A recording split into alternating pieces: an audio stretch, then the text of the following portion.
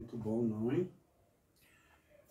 Estamos com problemas de sinal, mas eu voltei um pouquinho atrasado, né? Mas a gente vai dar aí seguimento a esse nosso bate-papo gostoso, agradável, polêmico, né? Com a intenção de ajudar você a entender um pouco mais as Escrituras, sem que você seja feito de bocó, de tonto, de otário, por espertalhões da fé, sabe? Por espertalhões da fé. Porque você é filho de Deus, é filha de Deus, e você merece saber a verdade, você merece saber também como usar o teu suado e sagrado dinheiro que você ganha, tá bom? Na transmissão anterior a essa, nós falamos sobre o maser, em hebraico, o dízimo, né? E nós falamos também a origem do dízimo, que para o seu conhecimento não é bíblico, né? A palavra maser hebraico, dízimo, ela não é de origem divina, que Deus disse, que Deus falou para Moisés, olha isso, aquilo outro. Não. Lembrando que Abraão deu dízimo, deu um maser em hebraico, ele deu 10%, não do seu trabalho, não do fruto ali da sua lavoura, do seu empenho, não do suor das suas mãos. Abraão era milionário, para não dizer bilionário, com a sua esposa que já era milionária também, Sara, que também era uma princesa.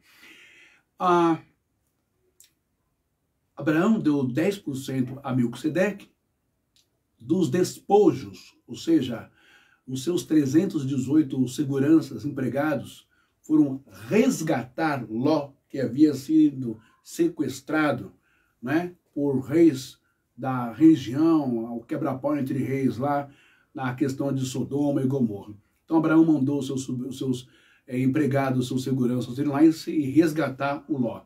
E aí houve a batalha, venceram essa guerra aí, e Abraão traz os despojos, prata, ouro, cobre, agricultura, tudo que você imagina que se pega de um povo quando perde uma guerra, tá bom?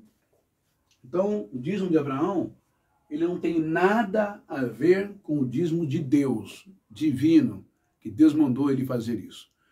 Como eu disse, Abraão era uma grande autoridade, assim como Sara, e encontraram uma outra autoridade chamada Melquisedeque, que também era um rei, ok? Rei de Salém, ou Jerusalém, né? Futura Jerusalém. E aí há o protocolo de um abençoar o outro, ok? E Abraão vai abençoar o Melquisedeque, esse rei, de uma forma protocolar, porque é uma autoridade. Então Abraão, ele dá 10% daquilo que ele arrendou, que ele pegou lá, que ele trouxe do despojo do povo que perdeu a guerra, ok? Nenhuma ordem divina, nenhuma comunicação espiritual com Abraão, que ele tinha que dar o dízimo ali, nada a ver. Mesmo porque não havia aí, nessa época de Abraão, ele não havia aí um lugar específico para dizimar, e nem sacerdote para sustentar, nem levitas, aquela coisa toda para oficializar os rituais ali, não é? De expiação, um tabernáculo, um templo, tal, essas coisas. Moisés nem existia nessa época. Beleza? Lembrando que Abraão vem de Ur, não é? Uma cidade cananita, uma cidade pagã, ok? Onde havia vários deuses, um panteísmo muito grande, né? Vários deuses haviam ali. E todos esses deuses, cananeus, inclusive o deus El Elyon, também estava lá no grupo dos deuses, você goste ou não. E esses deuses pagãos, como também os deuses suméricos, como também os deuses egípcios, todos eles recebiam dízimo, agora não só em cereais, em grãos, em animais, mas também como em pessoas, em seres humanos, o povo pagão, né? E também recebiam dízimo em dinheiro. Porque uma coisa eu tenho que te dizer e você tem que saber, isso tem que entrar na sua cabeça. Não viaja na maionese. A história, os antepassados, os nossos antepassados, todos eles fizeram isso, né? Os governadores, os ditadores, os imperadores, os reis, os detentores do poder, do império, eles conseguiram fazer a manutenção do seu poder, de suas dinastias, não é? Os seus poderes de fortes, de torres, de muralhas, de cavalos, de piras, de guerras, de cidades refúgios, cidades fortes, militares, armas, pirâmides, tudo que você imagina, tanto os faraós como Nabucodonosor, como a Grécia e também como a Roma, sempre usando a estratégia. Que estratégia que é? É necessário, sempre atrelado com o sacerdote, tá? É necessário que o povo pague para que os deuses, né, da agricultura, da prosperidade, da comida, da chuva, da água, do sol, das riquezas, da proteção, da guerra, da saúde, da cura, da beleza, esses deuses nos protejam. Então é necessário fazer um agradozinho a eles.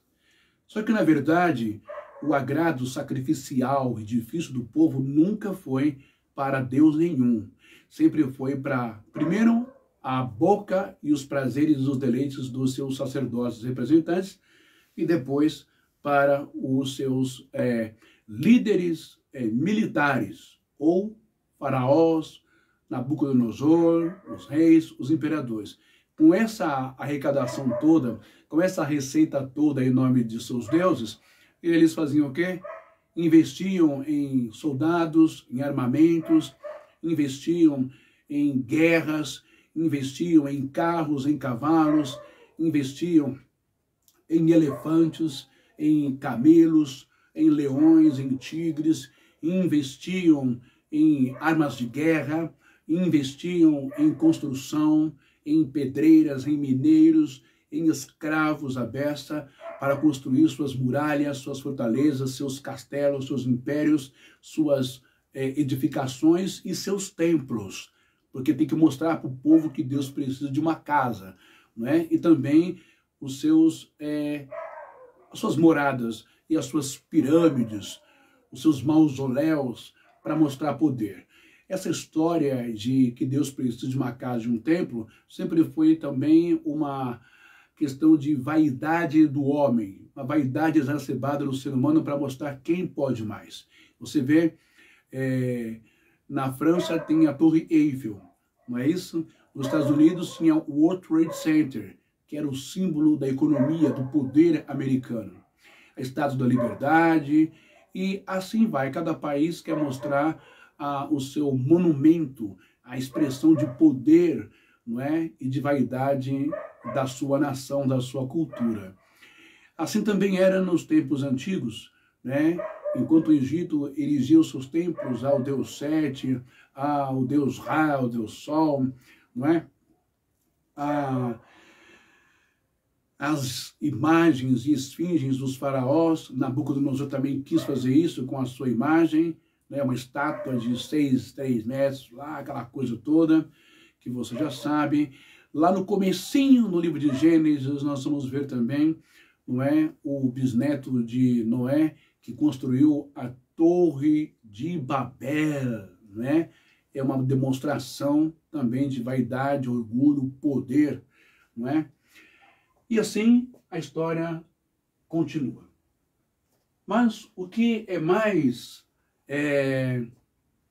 interessante nesse período da história da humanidade é os poderosos, aqueles que detêm o poder, aqueles que detêm o conhecimento, aqueles que detêm o estudo, que detêm a faculdade, aqueles que detêm o dom da palavra, o conhecimento das letras, as culturas, as crenças, a fé, as lendas, os mitos, as religiões, não é? E detém o poder da política, esses conseguem impor o respeito e conseguem explorar, abusar muito e muito dos ignorantes, dos incautos, na fé, na crença. Ou seja, nos cabeça vazia, nos cabeça oca. Ok? Por isso que está escrito, meu povo perece porque lhe falta o conhecimento. Tá bom assim? Então, nós falamos que na live anterior, falamos sobre a verdade e a mentira do dízimo, enganaram você e enganam você até agora. Deixa eu dizer uma coisa para vocês todos, crentes evangélicos das igrejas. Deus não é agiota de ninguém. Deus não faz agiotagem a ninguém. Deus, ele é espírito. E a melhor oferta, a melhor oferta, o maior sacrifício, a maior devolução, agradecimento que ele quer de cada um de nós, é que nós vencemos os nossos demônios interiores, as nossas emoções, os nossos vícios, deslizes, fraquezas, tentações e defeitos. É isso que Deus quer, não é? O altar não é um altar para você colocar dinheiro lá. O altar é o seu coração, é o seu âmago, seu centro, sua parte intrínseca, lá dentro de você, não é? Aonde deve sangrar. Altar é lugar de matar, de matança, de matar um ser para uma entidade. É lá que você deve matar o homem adúltero, o homem mentiroso, o homem corrupto. É lá que você deve matar o homem racista, intolerante, preconceituoso, discriminador. É lá que você deve matar o homem egoísta, o homem avarento, o homem viciado em todos os tipos de vício. É lá, é aqui dentro que você deve matar isso. Por quê? Porque Jesus disse que de onde vêm os males que afligem a humanidade? Será que vem de seres exteriores, das galáxias, dos mundos? Será que vem da mata, da encruzilhada? Será que vem de um despacho? Será que vem, meu Deus, do cemitério? Será que vem de um tal inferno? É que vocês leem, entendem, mas não querem dar o braço a torcer. Vocês não querem lidar com a verdade. Vocês preferem a mentira, vocês preferem enfeitar, florear, vocês preferem maquiar, vocês preferem criar a sua verdade, a verdade de vocês. A crença nos demônios, aquela coisa toda, não é? Porque, inventando essas mentiras, existe a falsa argumentação de que para essas mentiras, para esses diabinhos, demônios e feitiços saírem da vida da pessoa, a pessoa precisa pagar. Mas pagar como? É isso que nós vamos falar agora. Lembrando que dízimo sempre existiu no mundo antigo, primitivo, paleolítico, enfim, sempre teve entre os suméricos, babilônicos, egípcios, romanos e gregos. O número 10, a 10ª parte, em hebraico, que é o maser, a 10ª parte, que dava para o sustento dos sacerdotes, levitas, músicos, obreiros, etc. Não é? Sempre teve essa história. Então não é algo divino, não é algo que Deus ordenou. É mais um empréstimo do Senhor Moisés, que também foi criado no Egito e aprendeu. Assim também como Abraão sabia, né, das outras religiões e culturas que tinham que dar o dízimo aos seus deuses. E Abraão fez isso e deu, não a um Deus, mas ao Melquisedeque, né? Como eu já expliquei. Então sempre teve essa história, tá bom? E aí você vai entender com o decorrer do tempo, da Bíblia, por que Deus começou a rechaçar, ele começou a contestar, ele não aceitou muito essa ideia de construir um templo para ele. Ele é onisciente, ele já sabia o que ia acontecer, né? Ele já estava esperto com essa história. Você compreende isso? No começo era só tenda, tabernáculo, né? Depois aí veio a história do templo com Davi, tudo jogada política e monetária, financeira. Infelizmente, isso eu tenho que assumir e falar. Tá bom? Muito bem. Nós temos aqui, dízimo não era dinheiro, mas a corrupção transformou em dinheiro. Quando que essa corrupção começou a acontecer e começou a funcionar em Israel? Quando? Como que isso começou a acontecer? Começou a acontecer aqui, ó, Malaquias 3:10. Será que foi aí? Não, faz tempo que isso tinha acontecido. Eu estou falando nos tempos contemporâneos, nos tempos da Igreja Católica, do 3º, 4º século, depois da Igreja Protestante Evangélica, que se apropriaram de textos hebraicos, de profecias daquele tempo para aquele povo, para aquele clero sacerdotal, e não para padre, nem para pastor, coisíssima nenhuma, né? Aqui no Malaquias 3:10, aqui a gente vai começar a ler assim o seguinte, ó, deixa eu ficar aqui, e aqui eu aponto para você aqui, para você acompanhar, tá vendo? Ó, Haviu etkal hamaaser, Haviu etkal hamaaser, lembra? Maser, dízimo 10%, ó, Haviu, ou Reviu etkal hamaaser, el beit haotzar, vihir. Ó, eita maravilha, hein? Revil etikal hamaser el beit haotzar vihir. O que quer dizer isso? Quer dizer a famosa frase extremamente repetitiva, o versículo que os pastores da teologia da prosperidade, segundo o Isaías, os cães gulosos, segundo Judas, as nuvens sem água, as ondas bravias, aqueles que se alimentam a si mesmo, o seu ventre, não estão nem aí com as suas ovelhas, não é?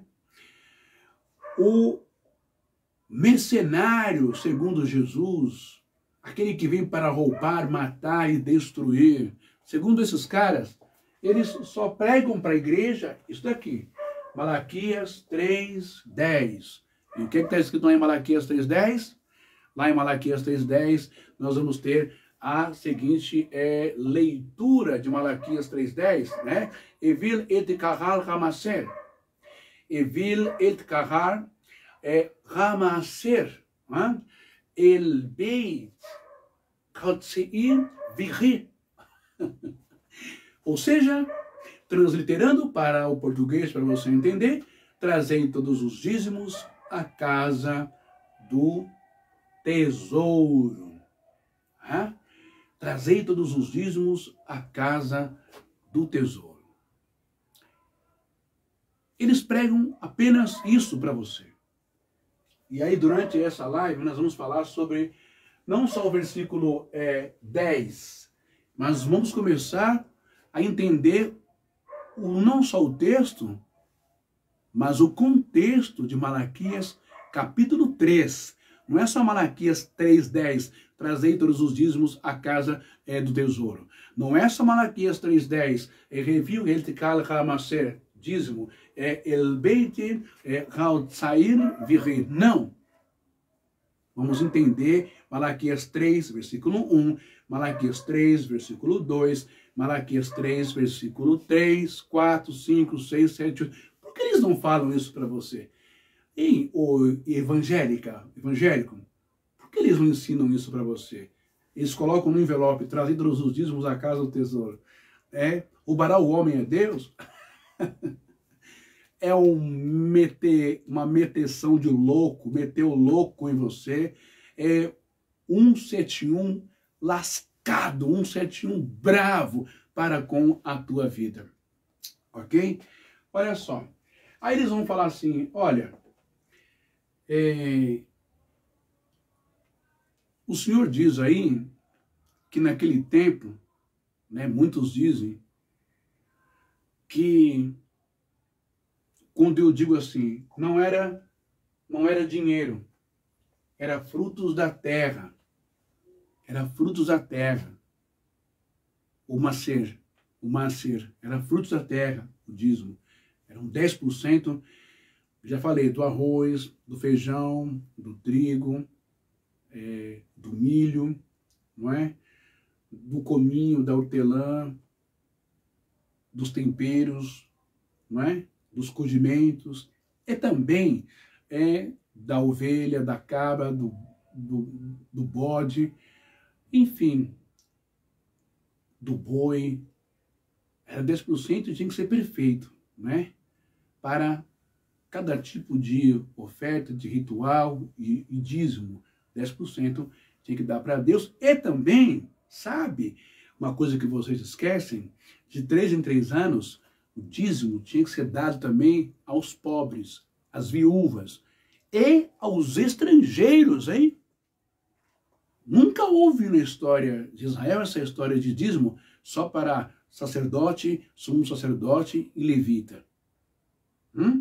E quando fizeram isso, não é que nunca houve, quando fizeram isso que vocês fazem, aí Deus vem e fala com o profeta Malaquias.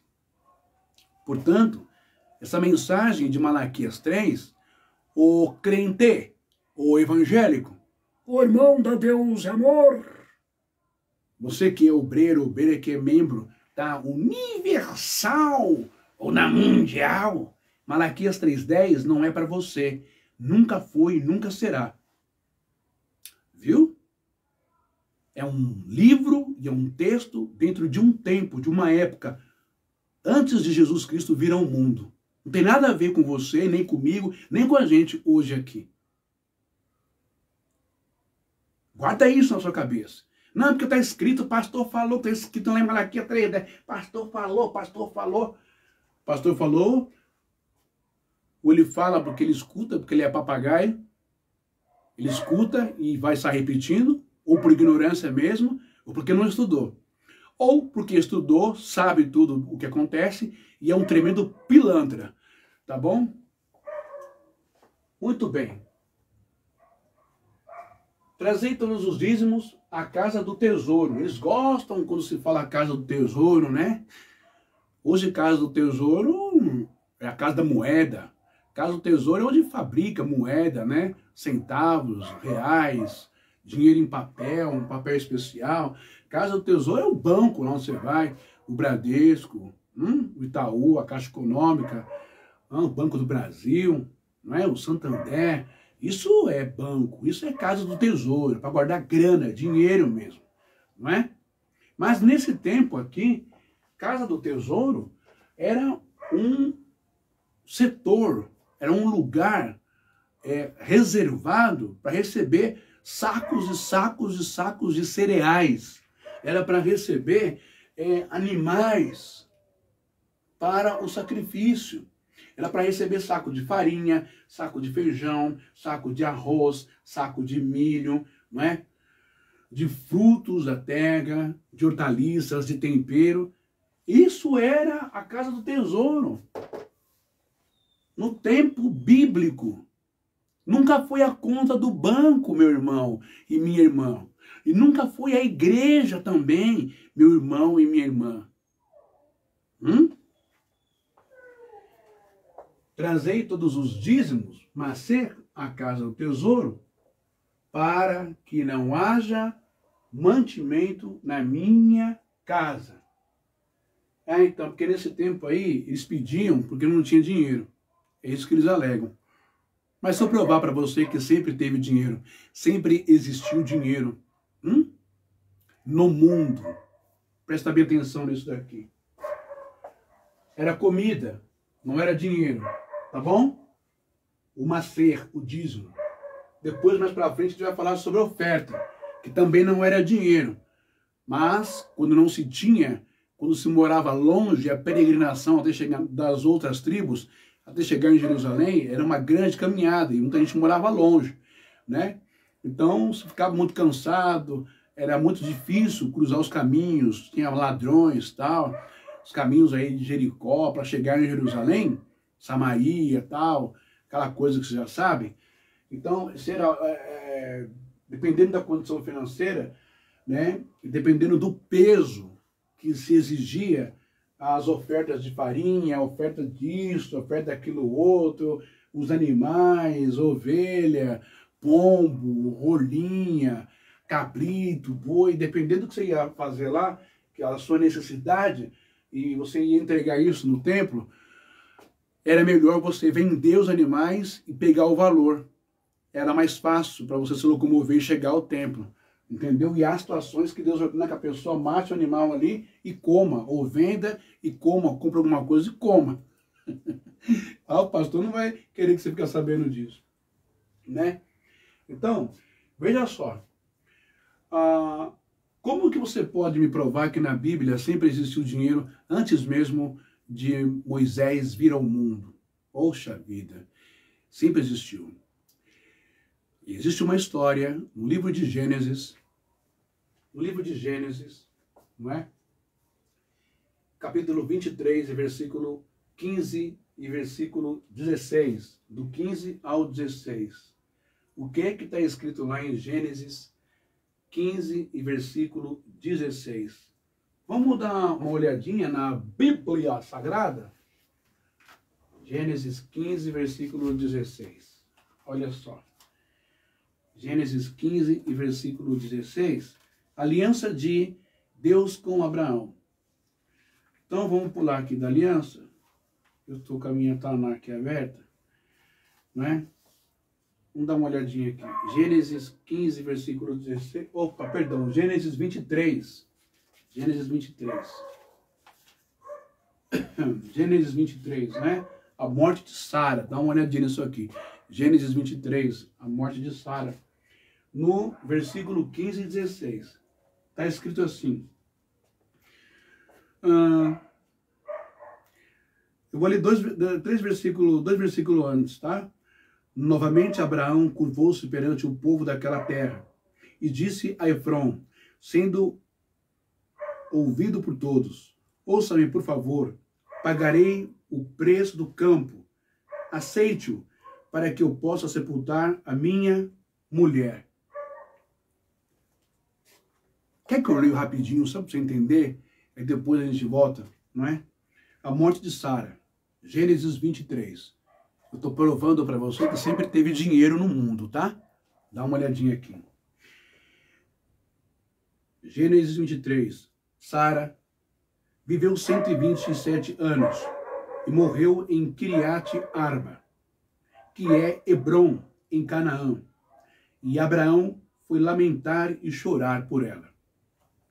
Depois Abraão deixou ali o corpo de sua mulher e foi falar com os hititas. Sou apenas um estrangeiro entre vocês. Cedam-me alguma propriedade para sepultar, para que eu tenha uma propriedade para a sepultura, para que eu tenha onde enterrar a minha mulher. Responderam os hititas a Abraão: ouça-nos, Senhor. O Senhor é um príncipe de Deus em nosso meio. Enterre a sua mulher numa de nossas sepulturas, na que lhe parecer melhor. Nenhum de nós recusará ceder-lhe sua sepultura para que enterre a sua mulher.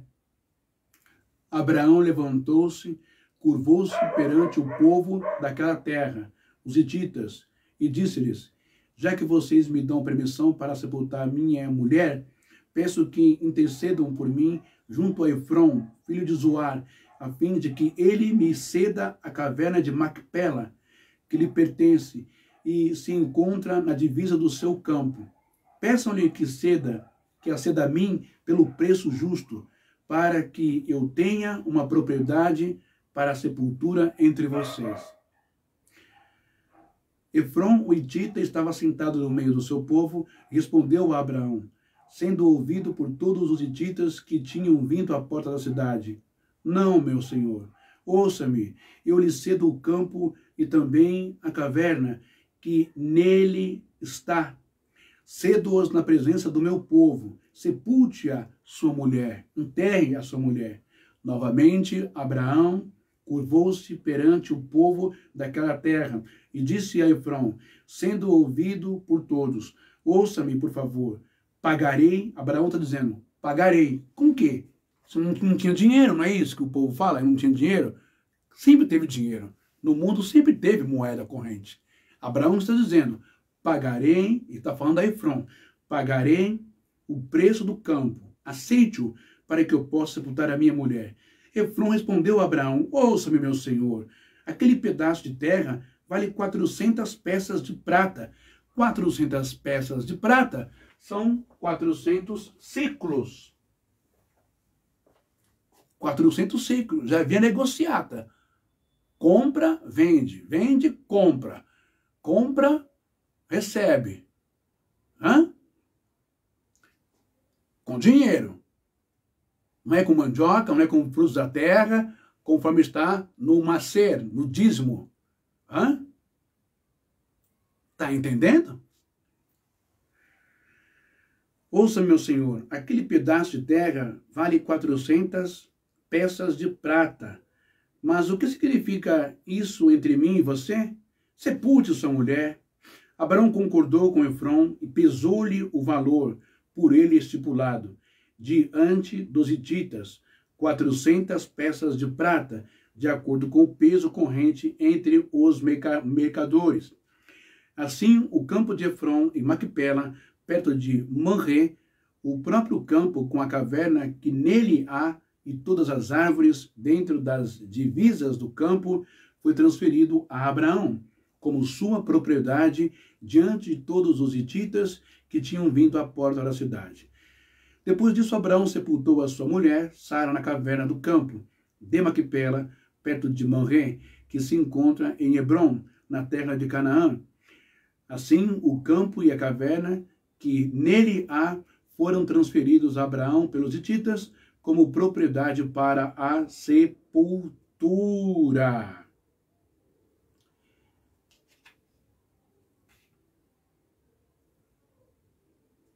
Bom, então, você viu o texto e o contexto de Gênesis 23, onde Abraão faz questão de dizer que ele paga, quanto custa que ele paga, e o Efrom cobrou dele 400 peças, ou 400 ciclos. Então, vamos lá. Um ciclo equivale, no mundo hebraico, a um shekel, que ainda é a moeda em Israel, hoje, o shekel, né? Então, uma unidade de peso do shekel, uma unidade do peso, uma unidade de ciclo, né, equivale a 11,3 gramas. 11,3 gramas é o peso de um shekel, é o peso de um ciclo. Era um peso de um ciclo, ainda é, né, desde o tempo de Abraão até hoje, uma unidade de ciclo equivale a 11,3 gramas. Se nós pegarmos como o Efrom cobrou 400 ciclos, né? Se você pegar 400 ciclos, não é? E multiplicar por 11,3 gramas de shekel, de prata, ciclos de prata, né? Que eram umas peças assim, parecendo umas cascas de laranja assim, amassadas de prata assim. É igual moeda, mas umas moedas gigantes, assim, do tamanho da palma da minha mão aqui, umas moedas gigantes, sabe? Então, essas moedas gigantes, amassadas assim, abolachada, que é o shekel ou o ciclo, no caso das pratas, não é? Uma unidade, uma moeda, 11,3 gramas, multiplicado por 400 ciclos, ok? Daria 4,5 quilos, ok? Convertendo para o valor de hoje, 11,3 gramas de prata equivale a R$4. Se você pegar 4 quilos, prata pura, 4,5 quilos de prata e multiplicar por R$4, você vai ter R$18.000. Em dólares, em dólar americano, vai dar $3.200. Que grana, hein? Que dinheiro, hein? Já pensou? Abraão era pobre. Abraão tinha grana, tinha dinheiro. Tinha ciclos de prata. Tinha valores, grandes shekel de prata, de ouro e de cobre. O Efron vendeu para ele por 400 ciclos, né? Cujo valor vai dar R$18.000 nos tempos de hoje. Esse foi o valor que Abraão pagou para comprar ali uma caverna, o campo de Maquipela, né? Toda uma campa para sepultar a sua esposa. E você não vai encontrar na história de Abraão, Deus falando para Abraão dar 400, 100, 200, 400, 500 ciclos de prata, de ouro, prata ou cobre ou bronze para ele. Porque Deus não quer e Deus não precisa, nunca precisou disso. Tá entendendo agora o negócio? Você entendeu agora a situação? Sempre teve dinheiro no mundo, rapaz. Homem e mulher. O eterno Senhor nunca quis isso. Dinheiro é moeda corrente aqui. É para nós que sobrevivemos. Comprar comida para gente, casa, carro. Para eu ter alguma coisa, você ter alguma coisa para o nosso deleite, para a nossa alegria. Não é para trazer mordomia para vagabundo. Ok? Mas continuando aqui esse texto, não é? Do Malaquias 3,10 agora que você entendeu que sempre teve moeda no mundo. E falando nisso, como sempre teve moeda no mundo, vamos dar uma olhadinha nisso daqui. Presta bem atenção no que eu vou te falar agora. Olha bem isso daqui. Você sabia que quando o rei Davi, né? O rei Davi, ele quis comprar um terreno. O Davi está lá no livro de Crônicas. Né? Você pode colocar lá, 1 Crônicas, capítulo 21, e acho que é o versículo 15, se eu não me engano. Sabe quanto é que Davi pagou para comprar um terreno para sacrificar bois a Deus? Sabe o quanto que ele pagou isso? Nós estamos falando de ciclos. Lembra que um ciclo, né? Só que agora o ciclo aqui não é de prata. O ciclo aqui agora é de ouro. A grama continua a mesma. A grama do ciclo de ouro agora não é prata. Enquanto a grama, 11,3 gramas de prata, hoje equivale a R$4, a do ouro vale muito mais. A do ouro vale R$ 6,78, não é? Só para você ter uma ideia. Olha só. Então, a grama do ouro, não é? Valendo aproximadamente, não é? R$ 6,78, não é? 600 ciclos. Se você multiplicar isso, 600 vezes a grama do ouro, 6,78, sabe quanto que Davi pagou para sacrificar para Deus?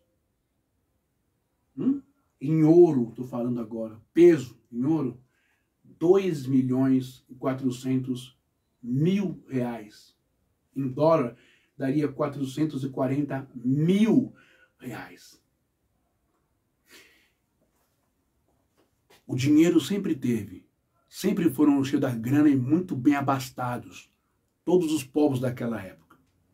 Chega a ser ridículo os filmes que se passam de um povo hebreu meio sujo, empoeirado,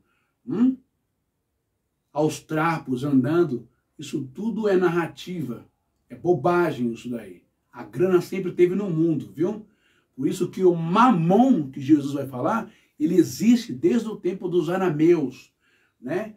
Desde o tempo dos sírios, dos arameus, desde dos sumérios, né? Só que não é um Deus, uma entidade. É que o amor ao dinheiro, o amor à grana, à fortuna, ficou tão viciante que parecia ser uma entidade. Era uma expressão, Mamon, né? Quando a gente olha também no livro de Juízes, o Gideão, né? Ele, lá no Juízes 8:26, o Gideão ele vai pedir para fazer um peitoral sacerdotal para ele, com argolas, tal, aquela coisa. E o Gideão pede para os ismaelitas, não é? As argolas e os brincos que eles têm para fazer isso para ele. Sabe quanto que deu tudo isso? As argolas e os brincos dos ismaelitas para o Gideão? Sabe quanto? Olha, de novo o ciclo do ouro. Lembra a grama? 11,3? Multiplicado, não é? Por 1.700, né? Enfim. Deu aproximadamente um valor em reais hoje, R$1.300.000. Só o colar com a argola e o peitoral sacerdotal. Se eu começar a falar aqui o valor das roupas do sumo sacerdote, você cai de costa. Se eu começar a falar para você aqui os valores do templo, você cai de costa. Os valores de cada objeto do templo, você cai de costa. Os valores das ofertas, da farinha, não é? Do azeite, de cada tipo de oferta, tinha que ter muita grana. Por isso que transformaram tudo em dinheiro no segundo templo. Porque aí a vida dos sacerdotes, dos sumos sacerdotes, dos levitas, ficou 1 bilhão de vezes mais confortável. Aí já estavam distantes daquela lei que eles não podiam ter terra, propriedade, isso, aquilo. Isso aí ficou pro passado, tá? Que quando o mamon entrou, o dinheiro entrou, aí, meu filho, já era. Por isso que Jesus vai dizer em Mateus 23 que os fariseus, eles rodavam o céu e o mar, pregando, tentando converter gentios incircuncisos ao proselitismo, a se tornarem judeus, principalmente os que tinham dinheiro e grana para sustentar cada vez mais eles e crescerem cada vez mais no tempo, ficarem bilionários, né? Tentando representar e interceder algo que eles não podiam fazer mais porque já tinham perdido. Não tinha mais a presença de Deus ali naquele lugar. Ok? Bom, até aqui você entendeu, não é? A diferença entre o dízimo lá no templo. Mas eu vou dar um tempinho, porque eu sei que agora as pessoas estão na igreja e eu quero voltar lá para as 10 horas, 10h30. Aqui foi só uma pitadinha para você já saber o que você vai receber hoje ainda às 10 horas da noite, que o celular tem que carregar. Às 10 horas da noite nós vamos falar sobre Malaquias capítulo 3. Não é só Malaquias 3:10, né? Reviu et kahal ha'maser, não é? Ei Peter Hatzar Virri.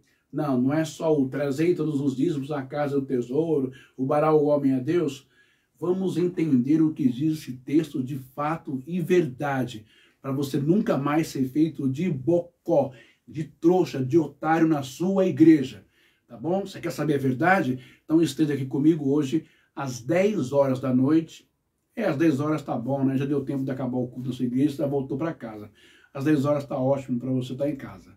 Tá bom assim? Encontro marcado comigo daqui a pouco, às 22 horas, falando sobre o Malaquias 3. Você vai aprender que o Malaquias 3 não tem nada a ver com igreja católica, igreja evangélica, igreja protestante, igreja pentecostal. Malaquias 3:10 está escrito sim, mas nunca foi para católicos, cristãos, nunca foi para seguidores de Jesus, nunca foi para você, tá bom? Por isso que eu escrevi aqui em cima, dízimo não era dinheiro, mas a corrupção transformou em dinheiro o dízimo. Vamos falar aí do ano 580 depois de Cristo, Concílio 1 e Concílio 2 de Macon, onde eles tiveram a inteligência de transformar o dízimo de produtos agrícolas em grana e em dinheiro. E os filhos da mãe da Igreja Católica né, os dissidentes, protestantes evangélicos, meteram um pau, 96 teses contra a Igreja Católica. Martinho Lutero foi lá e pregou, né? Mas ele acobertou, ele passou a mão também, ele não é bobo, ele quis também preservar o Concílio de Macon, grana e dinheiro para sustentar ele também, e a sua corja toda. E assim estamos até hoje, né? Quem não quer trabalhar, vira pastor. Quem quer ser empresário, abre igreja. Pequenas igrejas e grandes negócios.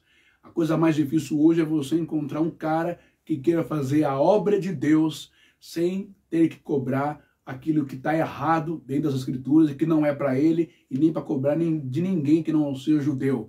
E mesmo porque o dízimo judeu, hoje o dízimo entre os judeus, lá em Jerusalém, na sinagoga, ele tem alguns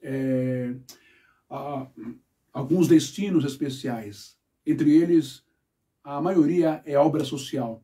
Ajudar na sinagoga, bancar os estudos daqueles que estão estudando a Torá, ajudar principalmente estrangeiros, ajudar principalmente a obra da caridade, comida, roupa, curso, escola, remédio, hospitais, beneficências, né, que se faz às pessoas que precisam. É para isso que o judeu entende como dízimo e faz hoje, tá bom? Ele não guarda para ele não